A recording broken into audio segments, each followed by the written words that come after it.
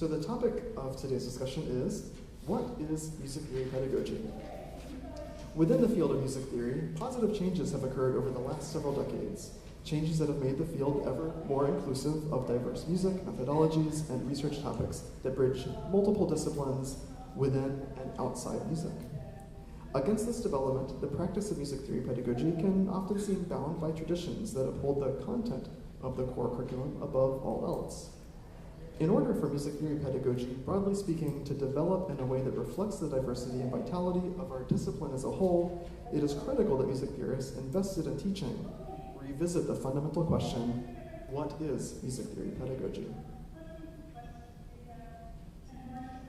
Hopefully that's not too small. Following this question, we might ask, what are the overarching learning goals of the music theory classroom? And does teaching music theory require covering any specific content? How might we best assess student acquisition of overall educational objectives, as opposed to the specific music theory content and skills, including the extent to which they apply learning outside of class? What might a public music theory pedagogy be? And how might we develop community engagement projects that enrich student learning while empowering them to be agents of change?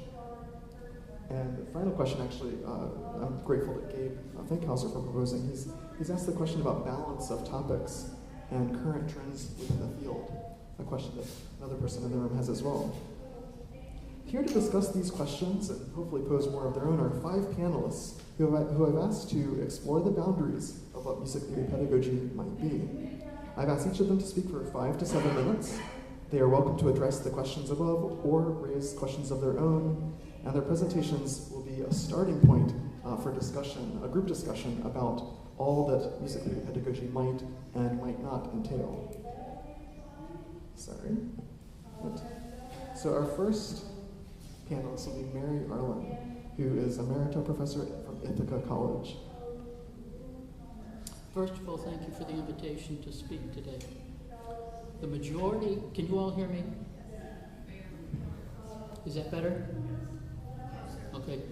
The majority of my students were music education majors, and my pedagogy was shaped by 3 concerns. After they complete their required sequence of courses, will they be able to audiate a musical score?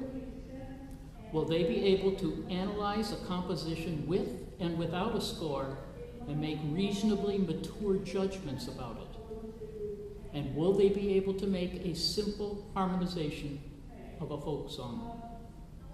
The single most important influence on my teaching was a seminar on comprehensive musicianship that was held at Northwestern University in 1965 to reconsider ways for reevaluating and improving the music education for teachers. In a Music Educators Journal article, William Mitchell synthesized the 7 interrelated recommendations from the seminar into 3 premises. The proper object of the study of music is music, especially from our own time. The proper focus for the teacher is on the individual student. And the proper aim of courses in music is to serve music and the student. The first and third premises truly resonated with me because the theory books in the late 50s and early 60s when I began teaching had musical literature in them, but they were generally 1 to 4 measures in length and were devoted primarily to chorales, specifically Bach chorales. The non-Bach chorales in Piston were unplayable at the keyboard by the average music major, so the student never got to hear what was being discussed. From my perspective, these books did an enormous disservice to our students. The music the students were studying in either their ensembles or their private lessons bore no resemblance to what was happening in the theory classroom. And the so-called rules had little to do with music in general, but were rather fragments of truth selected from local peculiarities of one musical style or another. These theory books had one concern: common practice harmony. texture, melody, rhythm, formal procedures were totally excluded. The students' training in theory incorrectly assumed that harmonic techniques learned in four-part chorales would transfer to music of the past and to the future. Aware that the proper object of the study of music is music, I immediately broke away from the confines of the required textbooks, much to the consternation of the department chair, to include literature the students would hear on that year's faculty, ensemble, and guest artist series, be it Mozart, Lasses, Dvorak, Kurtag, Schnittke, or Stravinsky. I made a concerted effort to include literature from the performing medium of the students enrolled in my classes. We cannot seal ourselves off from the breadth of literature both inside and outside the European American tradition. Unquestionably, the first level of instruction is labels and terminology, but the second level of instruction is using those tools to think about music and to make mature judgments about music from all historical periods. Unfortunately, in far too many classes, the most important second level is neglected when our theory classes dwell too much on the surface significance of an excerpt. If Schubert uses a deceptive cadence, or a harmonic sequence, or modal mixture, or a chromatic modulation in a lead, do we take the time to discuss the impact of that device on the underlying poetic meaning of the song, or that specific device's expressive forces, its tensions, or its emotional conflicts? Or do we just pat ourselves on the back and congratulate ourselves when the student identifies the device and move on to the next topic? Training in music analysis, or what Gary Karpinski calls musical understanding, must begin on day one, because analysis is a necessary and integral part of every musical response. Analysis is nothing more than cultivating a critical sense in the listener, and analysis can take place at all levels of complexity. We as faculty must constantly pose relevant questions to serve as conceptual guides for our students. As Michael Rogers has written, quote, "Theory is not something to learn, but something to do. It represents not just a cluster of answers, but a range of options for thinking about and listening to music. Music theory is not a subject, like a pharmacy with labels to learn and prescriptions to fill, but it is an activity, more like composition or performance. The activity is theorizing, i.e., thinking about what we hear and hearing what we think about," end quote. Yes, my theory classes were concerned with part writing and learning a musical vocabulary, but the goal in those classes, which ranged from fundamentals to 20th and 21st century literature, was to teach musical understanding and to help the students develop an aesthetic response to musical expression. Our instructional means, our pedagogy, must serve and clarify this goal using a variety of musical literature, including literature from outside the Western canon, and our pedagogy must be informed by studies in musical cognition.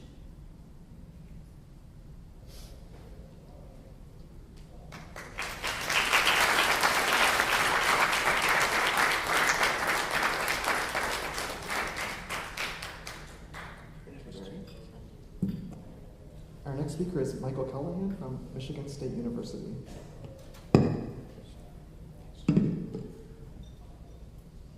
Can you hear me well enough?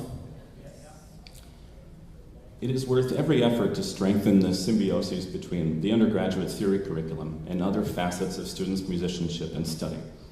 Their interpretation as solo performers, their ensemble musicianship, and their acuity as listeners, to name a few. But how can the reach of the theory core extend not just to what the students do outside the theory classroom, but indeed beyond the students themselves, to the community members with whom they interact? Put differently, how can the theory core engage students in engaging with others, such that both constituencies benefit? Some of my motivations are institution-specific. Michigan State University's land grant mission is dyed into its fabric. We have an associate provost for outreach and engagement, a center for service learning, and an instructor toolkit that guides and urges instructors to incorporate community engagement into our curricular design. Moreover, our College of Music has had since 2014 a Director of Music Career Services and Entrepreneurship, whose mandate includes building skills that permit our graduates to locate, communicate with, and collaborate with new potential audiences. What forms might outward-facing music theory pedagogy take? I will sketch a few initiatives that are underway at MSU and then wrap up with 3 questions for discussion. My 4th semester course on large forms includes a strand on communicating with non-expert audiences. Students read and discuss publications on music engagement, such as Eric Booth's manual entitled The Music Teaching Artist's Bible. They examine models of accessible, meaningful communication with non-experts. They watch YouTube videos and attend events where our music faculty serve as concert guides by giving interactive lectures. These include MSU music concerts, a chamber music series in Lansing, and touring events at the large Performing Arts Center on campus. Building on this, students choose a piece from their own repertoire and prepare a 10-minute interactive presentation intended for a non-expert audience, the goal of which is to enrich a concert-goer's listening experience using only non-technical language. Students take turns being each other's audience and giving feedback. This preparatory work in class leads to some real-world experiences. Many students participate in the Greater Lansing Community Concert Series, in which they pair with partners at community venues such as retirement homes. Mentored by our Career Services Director, they prepare an interactive program in which they perform, speak about the music, and converse with the attendees. These programs have ranged from vocalists performing Schubert cycles and discussing the poetry and its musical portrayal, to pianists previewing the form of a sonata they're about to perform, to a jazz combo helping the audience to understand improvisation and musical communication. These activities fall under the heading of outreach, not engagement. That is, they have a presenter and an audience rather than active participants, and their content is mainly delivered to, as opposed to co-created with, community members. True engagement with mutual partnership is a more challenging and more rewarding endeavor. Our College of Music is in the inaugural year of an educational engagement residency program. A chamber ensemble of MSU music majors does an extended residency in a Lansing City public school. Possibilities are diverse. For example, they might use their skills in transposition and counterpoint to arrange a piece of music for the customized instrumentation of a middle school group, and then work with the students in rehearsal to help them to notice and understand aspects of the piece they're playing. These are just a few early initiatives of a broader effort that is still very much in progress. To prompt further discussion, I'll close with 3 questions about outward-facing activities in the undergraduate music theory core. First, and quite challenging for me, is a practical question of scale. Given the often large numbers of students in undergraduate theory courses, where can we find sufficient capacity for all of them to participate, not only in preparatory activities within the classroom, but in fact actual engagement with community partners outside it? I've been part of preliminary conversations about changing degree requirements so that each student does 1 degree recital in a venue other than a recital hall, and thereby interacts with, responds to, even collaborates with the people at that venue. Although frankly, at least so far, this idea swims against the current.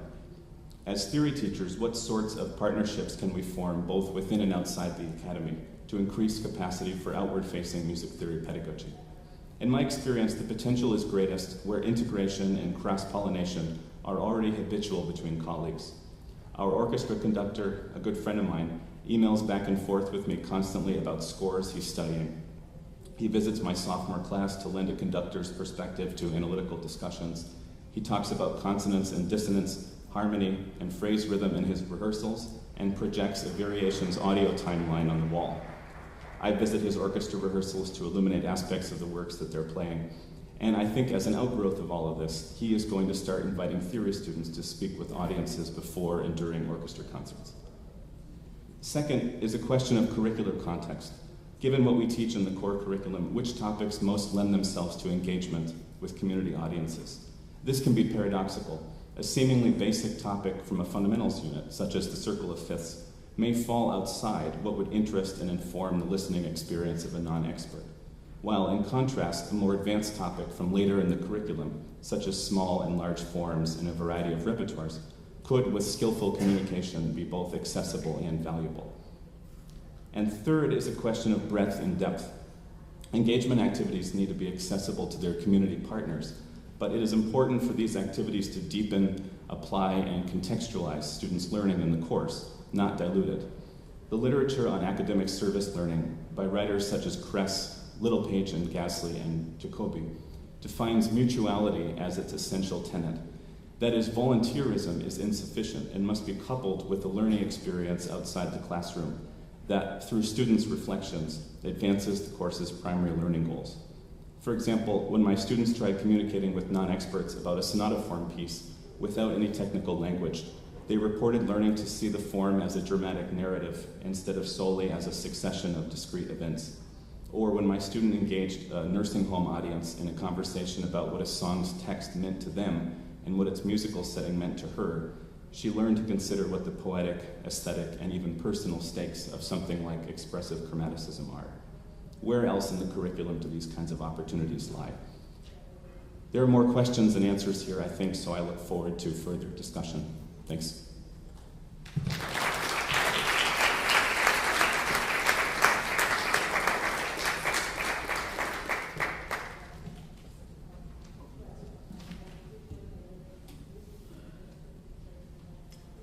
Next, of course, is Anna Gawboy from Ohio State University.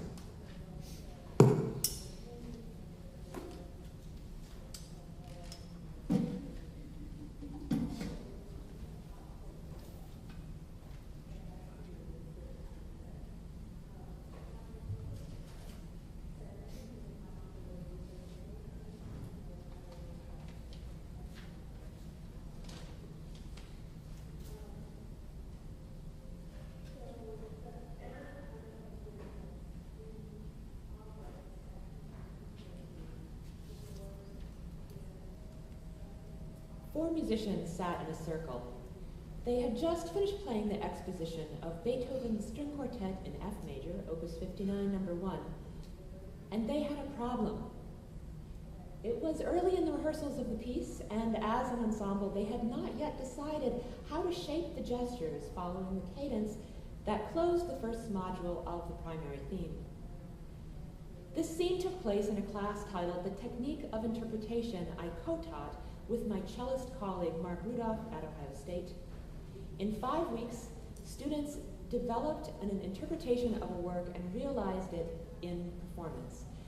Interpretations had to be coherent, which meant in our class that they were grounded in musical facts established through analysis and close reading of score indications, and nuanced through research into the historical context of the piece and stylistically appropriate performance practice. In many cases, analysis had facilitated interpretive decision-making, but with Opus 59, number 1, it was just the opposite. The students' analyses of the piece had revealed that this particular movement is a study in formal ambiguity, chock full of elided phrases, absent or distorted formal markers, and extended passages of indeterminate formal function that require retrospective listening to interpret. For example, is this half note the ending of a melodic gesture, the anacrusis, or a little bit of both? Does this passage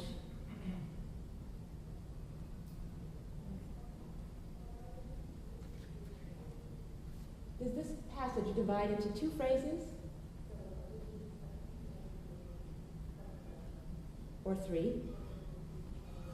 And is this a half cadence, ending a phrase, ending with 5/7, or is it an elided, imperfect, authentic cadence that blends with the next thematic module? The conceptual nature of analytical work allowed students to entertain mutually exclusive interpretations in their imaginations at the same time. But now, bows in hands, they had to make choices And as an ensemble, they had to agree, if only for the duration of a single experimental run-through. How did they go about choosing an interpretation? They weighed individual pieces of evidence, they communicated with one another, they tried out possibilities, and evaluated the result. The process was awkward and halting at first, but just like any skill, it became smoother as the students practiced it in the course of the class. The result of their efforts was audible in their performance. What had been a pleasant, if vague, rendition at the beginning now became compelling and distinctive. As coordinator of freshman theory at OSU, I don't often have the opportunity to see how students use theory later in their studies and in other contexts. Therefore, I was delighted to observe performers using theory to produce work and solve professional problems independently, to form and defend value judgments about music, and to communicate musical ideas, the results of a musical education as specified by NASM. This experience caused me to reflect on how core undergraduate music theory study can better support these goals and do so earlier. One challenge is that many students enter music programs with little or no prior music theory training, so much of what we do in the early years is designed to help them gain fluency with very basic terms, concepts, and skills. Unfortunately, the typical exercises students do to build fluency tend to obscure theory's more profound applications. For example, what is the relationship between this exercise and this one? My suspicion is that the path between the two is not as direct as we'd like to think, and the way could be much clearer. I'm not convinced that students automatically use theory to solve professional problems in the absence of explicit opportunities to do so. My questions for discussion are the following. What are the creative, artistic, pedagogical, or intellectual problems for which music theory provides a solution? What would a theory curriculum look like if it foregrounded real professional problems? And how can a theory curriculum engage real problems while developing fluency? Thank you.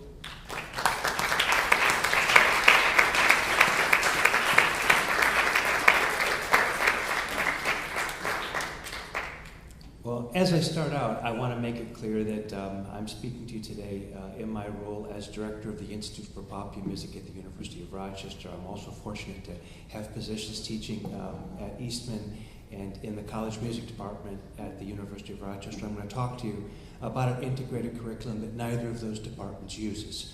And so really I'm talking from a position of advocacy rather than one of experience as far as that goes. The goal of the integrated curriculum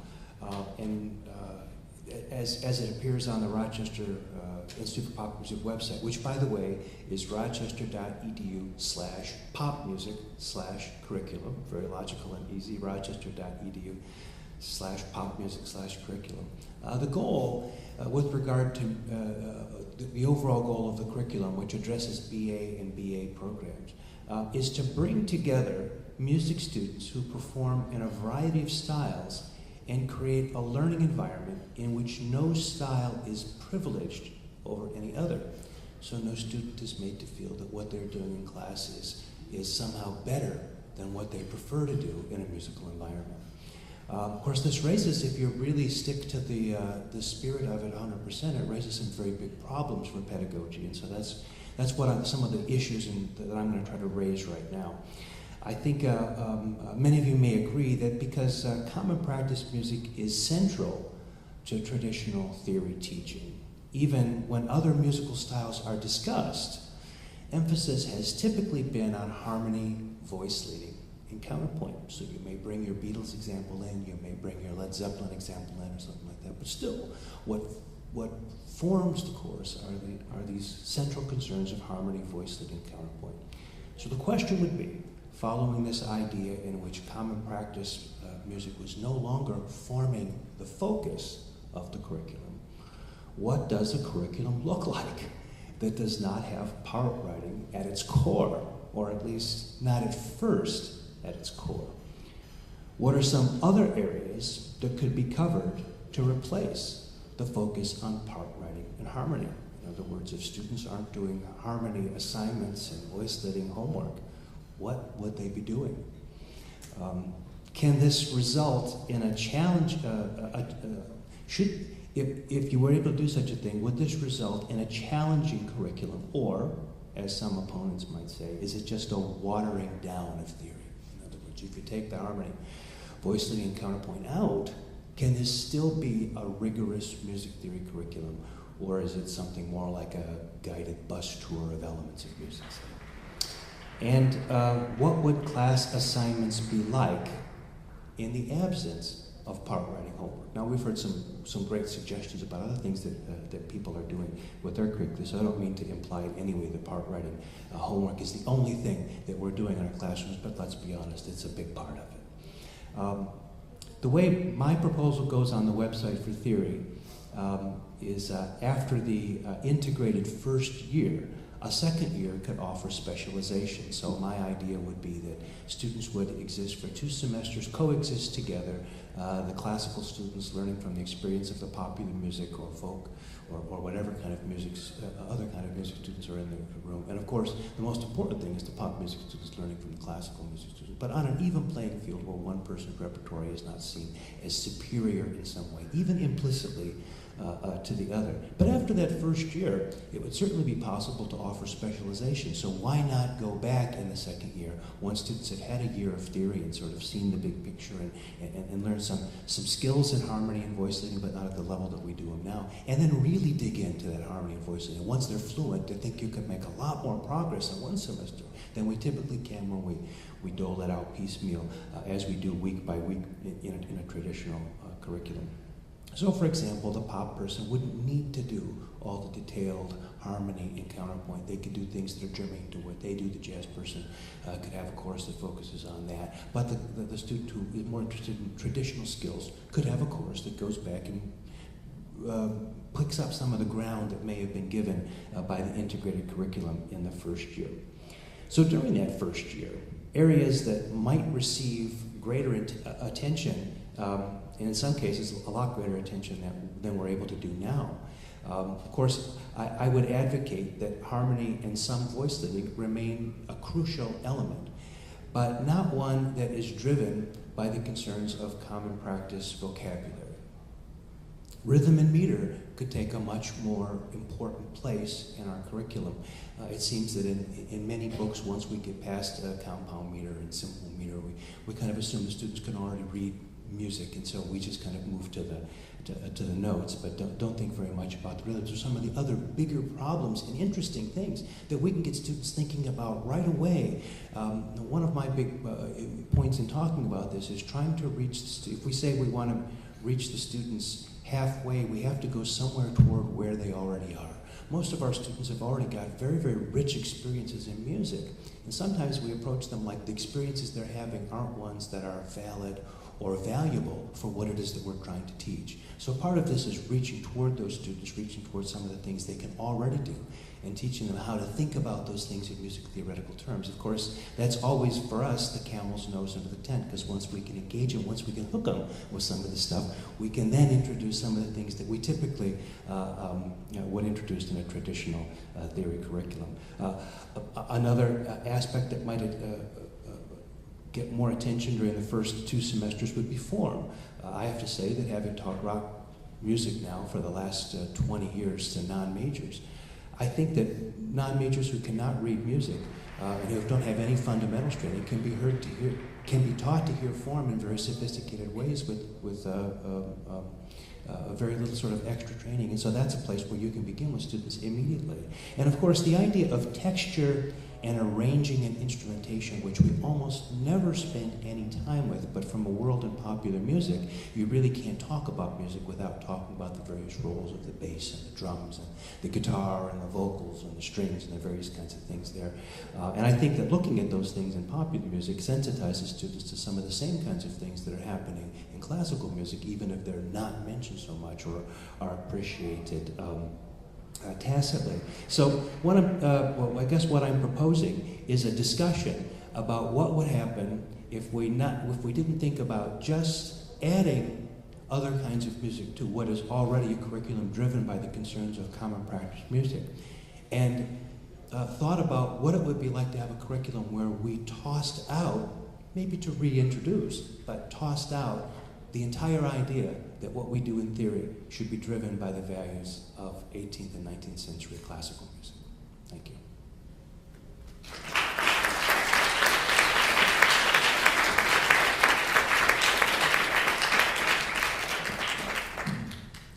And finally, Sam Richards from Boise State University.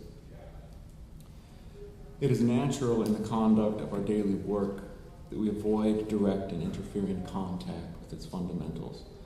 But it is clear, too, there must come times of reflection about the goals that are defined and the ways that are marked. If sharp attacks upon tradition are symptomatic, then this is such a time. Leo Treitler wrote that in 1967 in response to what he adduced as a nagging call for criticism in musicology. I quote it here now, both for the purposes of rhetorical audacity, as well as for the critical approach it suggests. Occasion should be made, in other words, to question the most fundamental elements of your practice. As the central prompt for this panel has been, what is music theory pedagogy? It seems to me that now is the time to be critical of everything that so many of us, including myself, so frequently take for granted. Wayne Bowman has written, quote, music education's overriding concern has become how to do more efficiently what we already do. Not the intent with which we do it, not the ends to which such doings lead, end quote. Asking how one teaches is the default inquiry of pedagogical discourse, and I'd like to suggest that perhaps now is the time to direct our critical attention towards the what. What theory is taught? From what value systems does it hail? What cultural practice does it privilege? What aesthetics does it propagate? What musics does it favor, and what musics does it marginalize? In an era where diversity and inclusion are being recognized not just as catchwords, but as ethical imperatives, we must occasionally remind ourselves that the exclusion of disparate musics by textbook theory is by design, with many of its progenitors building in sometimes racist, undoubtedly nationalist, and at the very least, intense aesthetic bias as fundamental premises for music studies. To render the principle in contemporary technological parlance, music exclusion is not a bug, it's a feature. When teaching about contrapuntal sequences, it's almost impossible to include examples from rap.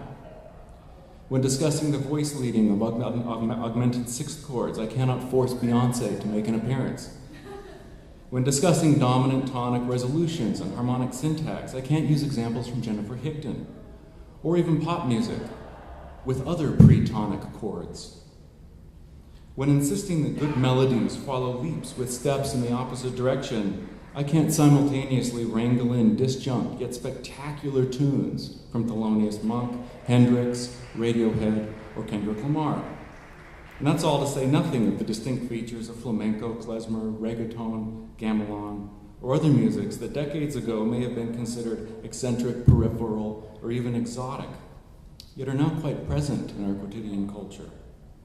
These musics may be quite plausibly in the musical practice of our students' futures. Students who, to paraphrase Mark McCoy, are statistically less likely to land a job as a full-time orchestral musician than they are to be struck by lightning. The how of pedagogy is irrelevant if the what is insufficient. Music theory as a discipline, of course, houses numerous subdisciplines, many crafted with the express purpose of accommodating and including diverse music as opposed to excluding it. Many of these subdisciplines tend not to be taught at all, with the exception of an occasional graduate seminar or upper-level elective. One need only read down the list of interest groups, of SMT, for a taste of what else music theory has in store beyond the typical textbook and/or classroom. Dance and movement, film and multimedia, history of theory, improvisation, jazz, mathematics, disability, philosophy, cognition, performance analysis, queer studies, world music, etc. And this list of groups doesn't include some of the more obvious candidates for a comprehensive list of music theory's constituents. like Schenkerian analysis, transformational and neo-Riemannian analysis, semiotics, topic theory, leitmotif, music and gesture, emotions, musical borrowing, schemata, meaning, etc., etc., etc. Music theory as a discipline and music theory as it is presented in the undergraduate classroom are quite different things. Classroom theory is perhaps not unlike a disciplinary religion. We think it best not because we have meticulously explored all of the alternatives, but rather because we inherited it. It's what we experienced as students ourselves. Indeed, we sometimes treat our curricula like our canons, perhaps too often believing that time itself is a thresher of excellence and efficacy.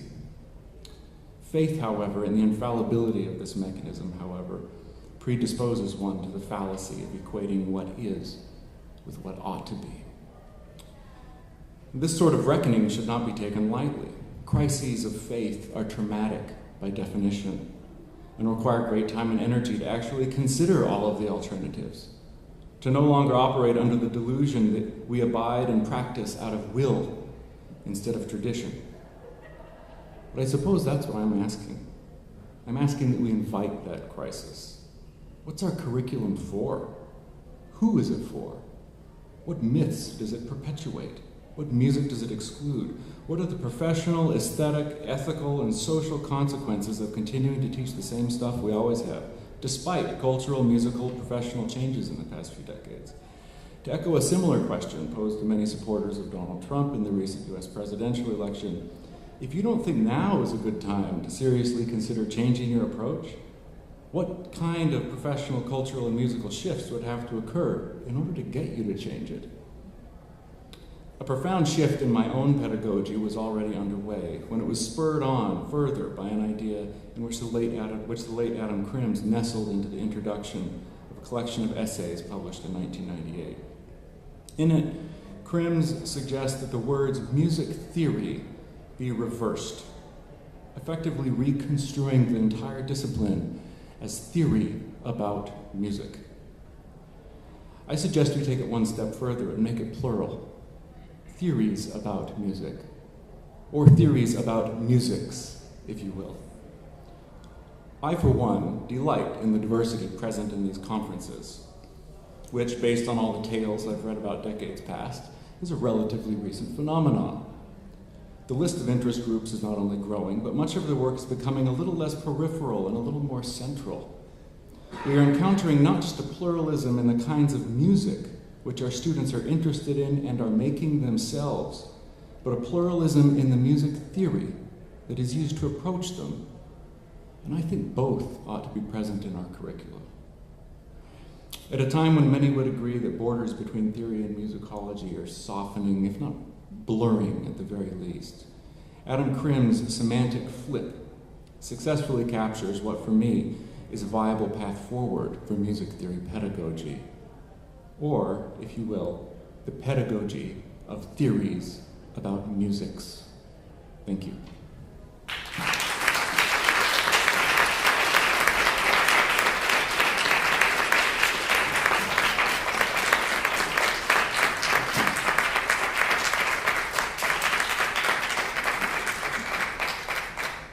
And thank you to all the speakers, the fantastic presentation. So we have time, let me stop this.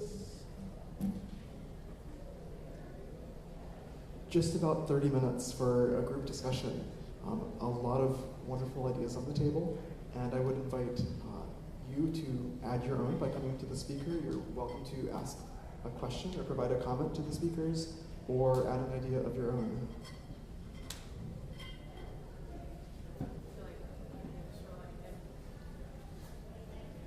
So I think about this a lot because while my pet project is dealing explicitly with harmony in common practice music, I really want to reach more students, and I don't want to only do that all the time.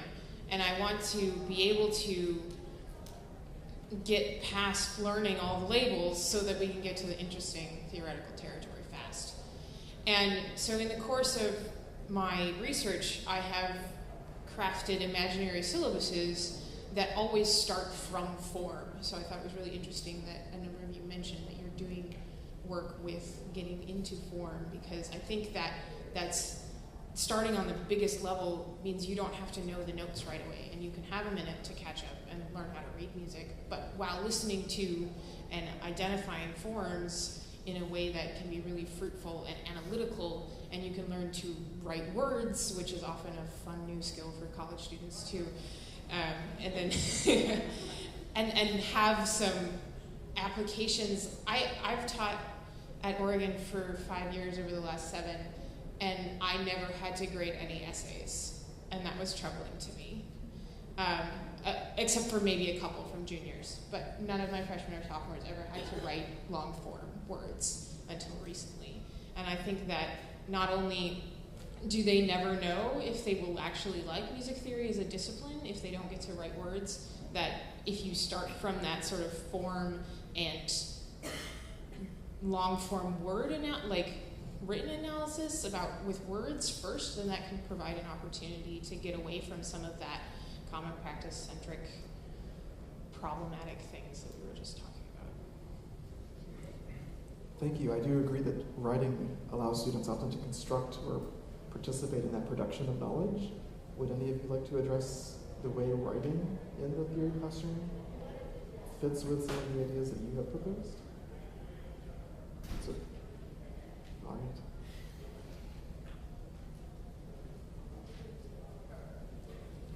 I'll make a comment on that. In another lifetime, I taught for 6 years at the University of Rochester, and there was a junior level analysis class there, and we used to require. Actually, can you hear me? I'm holding my mic. The noise from next door is pretty. Is it? Okay, well, I'll do this anyway. I keep working with mics, but I'll do this. In that junior level course, what we used to require was, and remember, it's 10 weeks. You're still on, right? So it's 10 weeks. You've got to get them up to a certain level of knowledge, then ask them for some kind of writing. So we would have to do short papers, 2 pages, double spaced, maximum, and that was it. And what we found was that we needed to grade them on both the content and on the mechanics and grammar and rhetoric. And we gave, as I recall, 5 points for the mechanics and grammar rhetoric and 5 points for the content.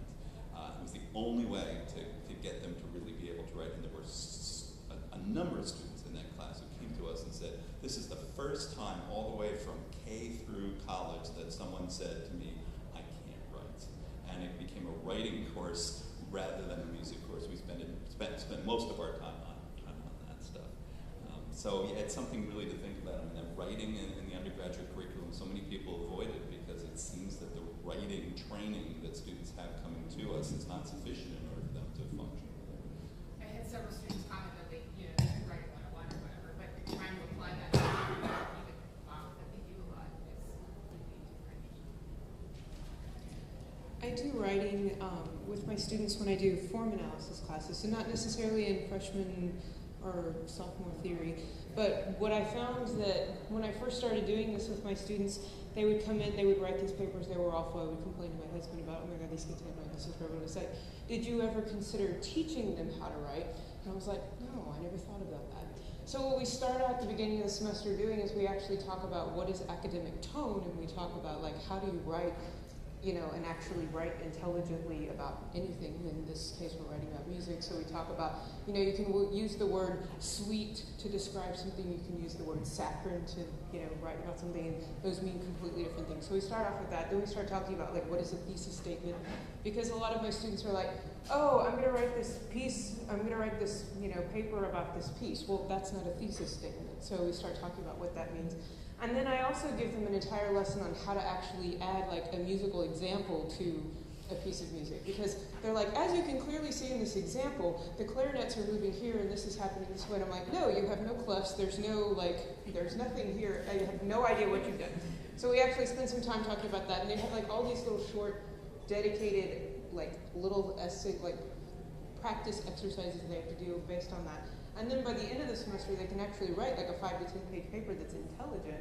And through the process, they actually learn how to write. I found that that's actually really helpful. And they actually find at the end of the semester that then they can take that and use it in all of their other classes as well, where they have to start writing about music. But I feel like I have to start at the very beginning, like what is tone, start talking about musical aspects. Anna, go ahead. Yeah, I love the idea of the top-down music theory, starting at the largest level and then filling in the details later. I haven't actually designed a curriculum that does that yet, but I've thought about that for a while.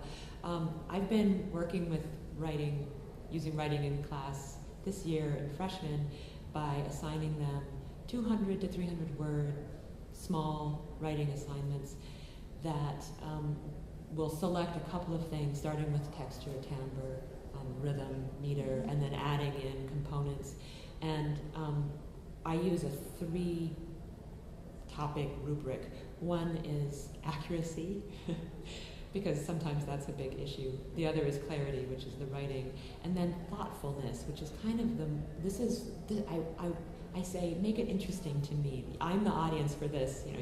You might later write program notes, you might later write an academic paper, but right now I'm the one reading all of these things. I'm the audience. So give me something extra beyond just showing me that you can write and do these assignments of the label to the thing.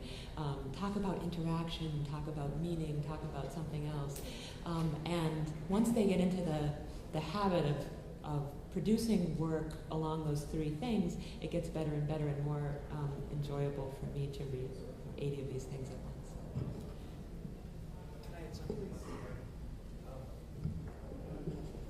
Just want to say something about the writing.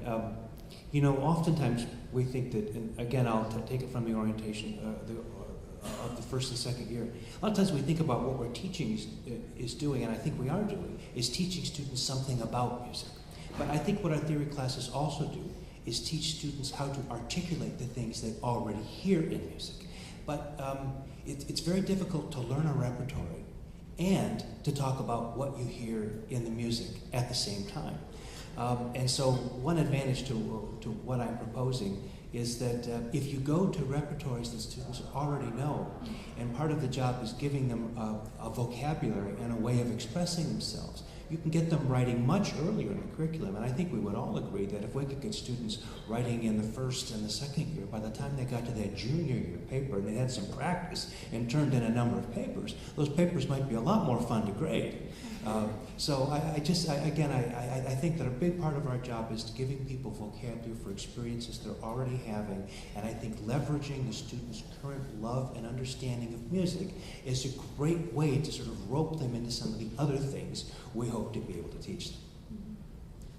I just wanted to add, I work at Elon University, and Robin Addis has designed a pretty writing-intensive program for the theory classes, where she starts at the beginning having the students perform analytical tone by doing recital responses. So it's something they're somewhat familiar with, and then moving them into analysis. Since they've already worked on how to write formally, they then can work on the skill of working analytically. And one of the nice things about this that I've noticed is not only is the writing fairly coherent as they move into that second piece, particularly we can get at some of the issues of diversity or hierarchy or value that have been addressed by the panel today, because particularly with the earlier students, you can frame the assignments both in terms of your concepts, but also in terms of neglected concepts. So for instance, one of the first things that I had my students do when they were learning, first species counterpoint, was we were talking about consonance and dissonance, tension and resolution, and their first recital response was, take this into a concert hall, talk about other parameters, other musical elements that are creating consonance and dissonance or tension and resolution without talking about melody and harmony. And so they really had to focus on timbre, they had to focus on orchestration, they had to focus on rhythm and meter. And it forced them into this position of thinking more broadly about what theorists do, which was really fascinating.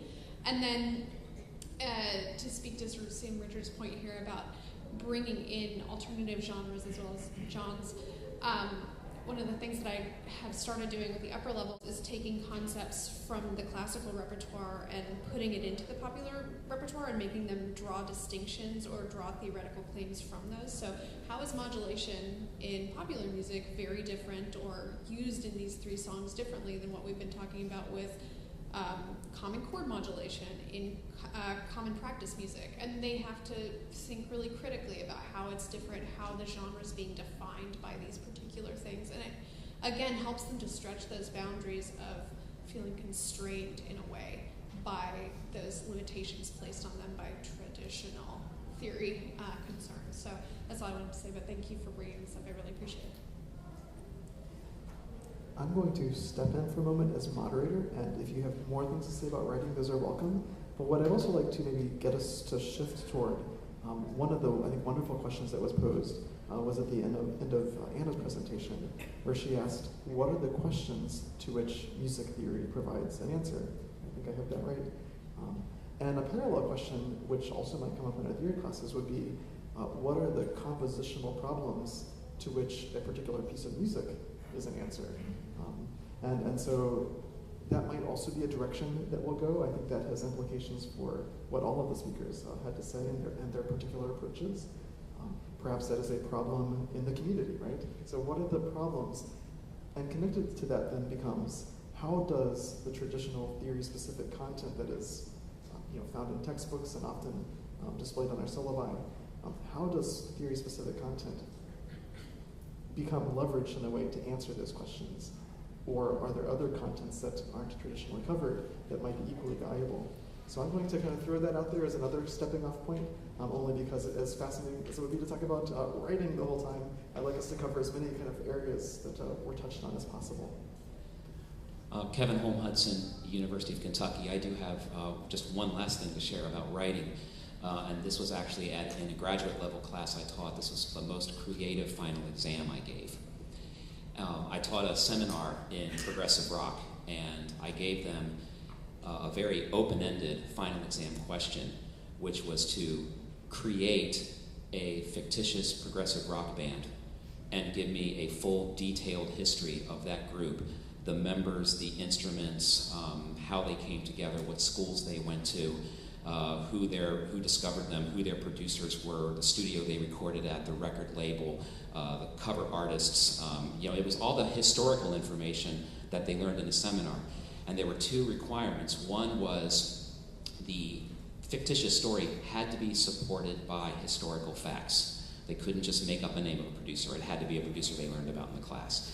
The other important thing was, actually there were two other important things. One was that this could not be a thinly veiled, sort of pseudonym account of a band that they had learned about. So if they had learned about the band Yes, they could not invent a band called No and give me, Yes with a bunch of pseudonyms. It had to be a fictitious band. And the last thing was, this was not Spinal Tap. They were not to treat it as a satire exercise. I wanted to believe that this was an actual band that they were writing about. And so then they had to support this with accurate theoretical information. So they had to tell me about a song that was on one of the albums. What was the form of that song? Give me a diagram that showed the form of the song. If I wanted them to tell me something about key relationships, I wanted them to tell me something about meter in a song. Give me some, was there a motive that was developed in one of their songs? Show me what that motive looked like. So it kind of engaged them with these theoretical details in a way that was almost like writing historical fiction. And the hardest thing about it was when they were asking, because students always ask, what's going to be on the final? And I had to say, well, I can't really tell you without giving it away, which is like the worst thing to tell your students when you're trying to tell them how to study, right?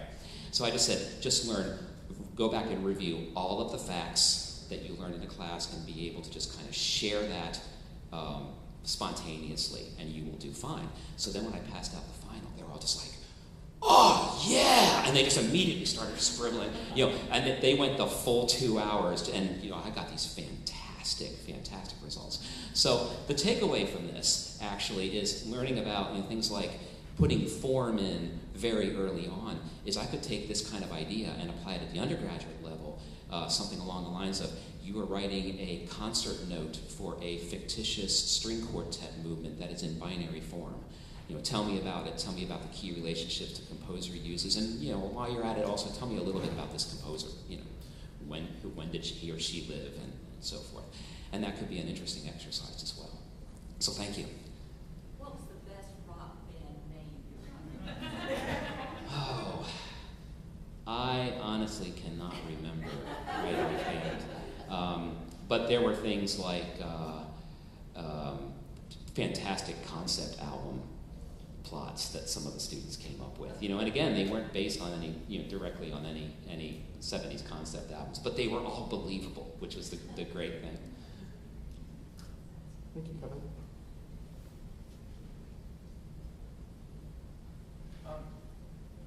So I have several thoughts. I hope I can string them together coherently.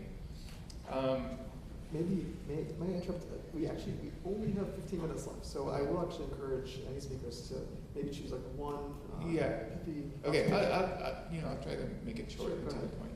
Okay. So I really like the idea of diversifying and breaking the monopoly of common practice music. I think though the problem is bigger than the field of music theory, because universities music schools are based on orchestral programs, and orchestras program common practice music, and that's kind of the focus of most of the faculty in these music schools. I do think that's a problem though, because most of these students aren't going to get orchestral jobs. Even if you go to Juilliard, most of them aren't going to get at least full-time good orchestral jobs. So, and I think it is important to train students to be able to go out into the real world. There's a music industry, and if you go out with only this kind of orchestral and common practice training, you're not qualified to, you're less qualified to work in the music industry than an 18, 20-year-old who didn't go to music school but acquired those skills that are important.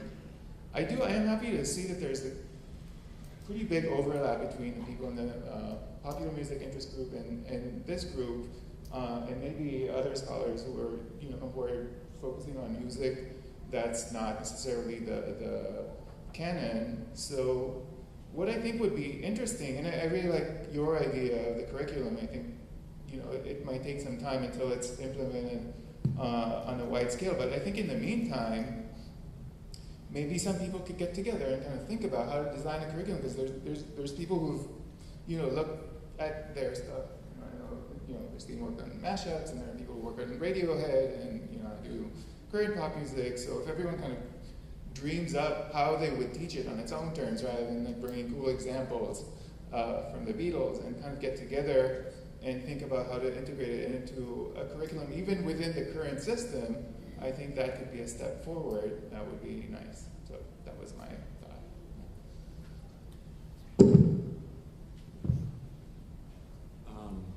Asaf, I think what you're highlighting is an infrastructure problem, right? And it's not too dissimilar from the issue of, say, like trying to, why don't we just start building hydrogen fuel cell cars? It's like, well, there's nowhere to refill these things. We have this huge infrastructure that is built to fill cars with gasoline, just like we have a huge artistic and academic infrastructure that's designed to support large ensembles and producing well-trained classical musicians who play their instruments real good. But the thing is that in order to transform the infrastructure, you have to start somewhere.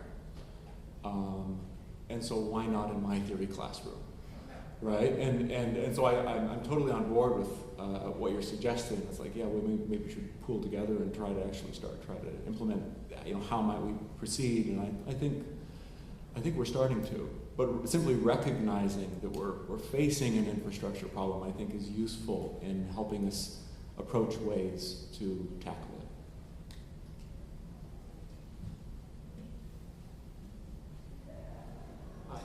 it. Hi, Martin Ross, University of Western Ontario. So as teachers, I think we can all agree, we look out just for the interest of our students, whichever what we put in front of our students, to make it as interesting as possible. So I understand and I know about the, what can we do with the canon? Is there a replacement? Is it going on? 5 years ago, can we fire a cannon at the cannon at the Twin Cities? So something like that. But is there anything to say, so I'm going to play devil's advocate here, is there anything to say that if teachers advocating to get rid of the canon or supplement more of popular and the like, is it just to say that we're not making the canon interesting anymore, or just not trying to make it interesting? Yeah.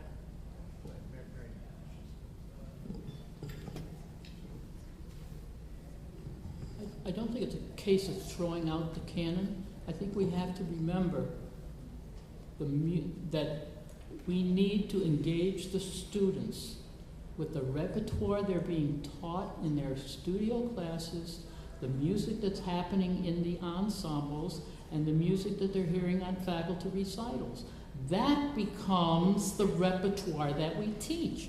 I have never gone to a concert of Bach chorales in our concert hall. We have to engage them. If you have a jazz ensemble in your school, why isn't that part of the repertoire that you're teaching? It can be exclusively? No, because it's too broad. We've got to use a little bit of everything. I'll just add that if you look at the figures of how much music is sold in which different styles, that may not be the best indicator. But the most generous number for classical music is 3%, which means the music we focus on represents 3% of what most other people are interested in, and 97% of it isn't represented in our curriculum. When I hear people saying, well, maybe we just aren't doing a good enough job of making people aware of classical music. Of course, we want to do everything we can. It's fantastic music. We all love the repertoire. But it sounds a little bit like religious fundamentalists who are saying, if you understood Jesus the way I did, you'd love him too. And, it's like, no, they've already thought about it. They don't like it. They don't want it. End of story. Maybe you can convert some, but you're not going to turn that number from 3 to 90. You might be able to turn it from 3 to 5, from 3 to 10. And I'm just saying, we need to confront that directly. And what happens with the infrastructure is when this changes is when the students stop showing up.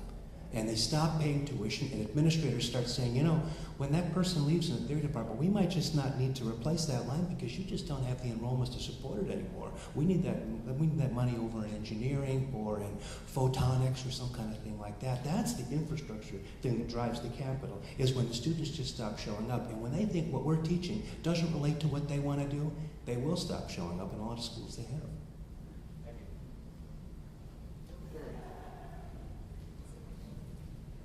I'd like to follow up on Sam's analogy between religious studies and music theory studies. And I'll make this very short. I'm going to go back when I was a very young man. I met a young man who was at seminary. And that was so foreign to my experience, I asked him, what's seminary like? And he said, I love it, but I hate the other students.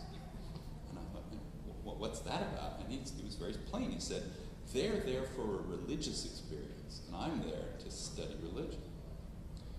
Well, let's think about what that means in terms of the music theory classroom for just a minute. And I'll fast forward to when I was a much older professor. Showed up at an institution, and complaints were coming up to me about another instructor. And so in order to help things out, try to mollify the students, fix the situation, I go and I sit in on a few meetings that this instructor was teaching, and it was nothing but interval training over, a couple of weeks of observations. And so I asked this person, why are you doing that? Do you have any good reason? Can you tell me practical reasons why students would get better at whatever else they're doing with all this interval training? And this person replied, well, it's like they're vegetables. It's good for them. And my point here is that this instructor didn't want to give them a musical experience. They just wanted to teach these people about music. And I think it's important for all of us to think about that. If we're not giving our students a musical experience in our theory classrooms, we're wasting everybody's time.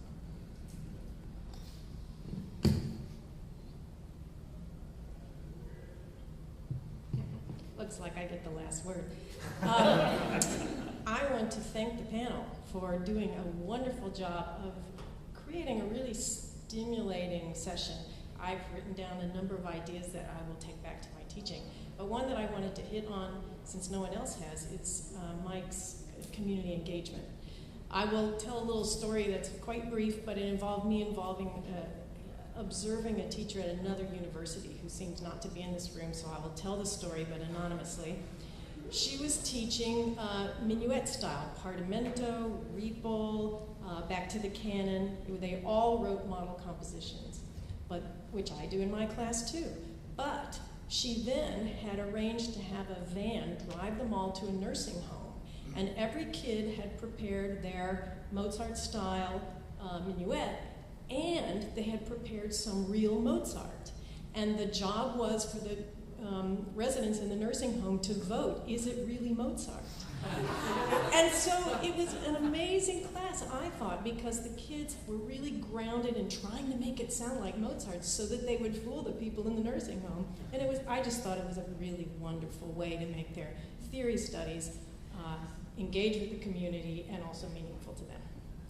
Thank you, Betsy. I never saw the actual concert, so I observed the preparation for the concert, so I don't know how it came out in the end. Following up on that, may I ask those of you here today if any of you have brought your students into contact with members of the community, been involved in any community engagement activities within your classroom? So Gary. That's one of the things I'm going to take away today. I'm going to try to put that in my class next semester. We'll see. I've just started, of course, Michael. So now, could I ask a first show of hands, who is willing to consider changing your curriculum to involve maybe one project a year? So, okay. So those of you with your hands up, let me invite you to check out the Music Theory Outreach Project website, which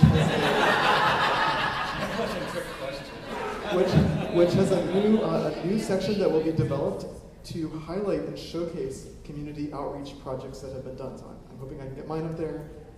Betsy, maybe if you could contact the person who you know and see if he or she would be willing to dedicate or write up and Michael, likewise, I hope Michael will take a leadership position in that because you've done some amazing work with this at Michigan State. So it is now 1:45, and I believe there may be a session coming in, and so I'd like to respect them and thank all of you for being here, and let's thank our panelists one more time.